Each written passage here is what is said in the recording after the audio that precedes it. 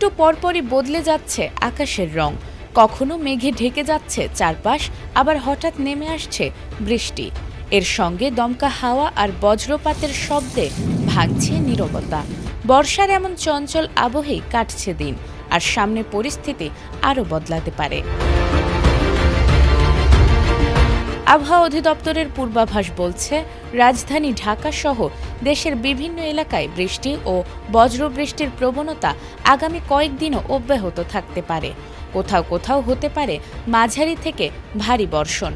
বুধবার খুলনা, বরিশাল, চট্টগ্রাম ও সিলেট বিভাগের অনেক জায়গায় বৃষ্টি অথবা বজ্রসহ বৃষ্টি হতে পারে। রংপুর, রাজশাহী, ঢাকা ও ময়মনসিংহ বিভাগের কিছু কিছু জায়গাতেও বৃষ্টির সম্ভাবনা রয়েছে। কোথাও কোথাও অস্থায়ীভাবে দমকা হাওয়া বয়ে যেতে পারে।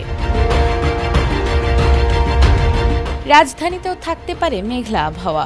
আকাশ আংশিক মেঘলা থেকে বৃষ্টি হতে পারে।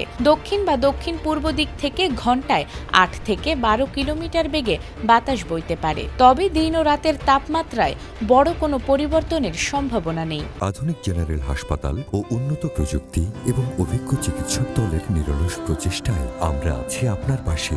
ডেল্টা হাসপাতাল, মায়ের মতোই যত্নশীল। এছাড়াও সকাল ৬টায় ঢাকায় তাপমাত্রা রেকর্ড করা হয়েছে ২৭ ডিগ্রি সেলসিয়াস। এ সময় বাতাসে আপেক্ষিক আর্দ্রতা ছিল ৯৬%।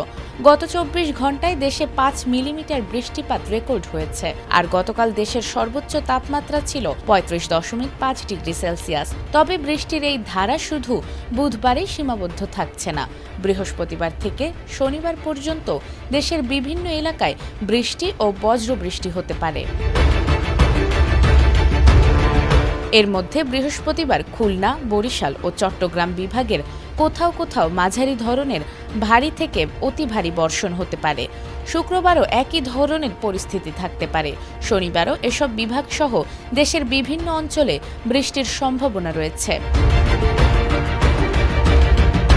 আবহাওয়া অধিদপ্তর বলছে, আগামী ৫ দিন দেশের বিভিন্ন এলাকায় বৃষ্টির প্রবণতা অব্যাহত থাকতে পারে।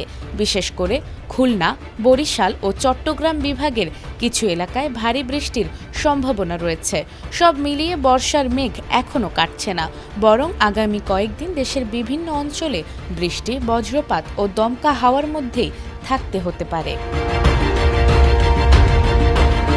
নাজমুন নাহার জান্নাত, এটিএন বাংলা।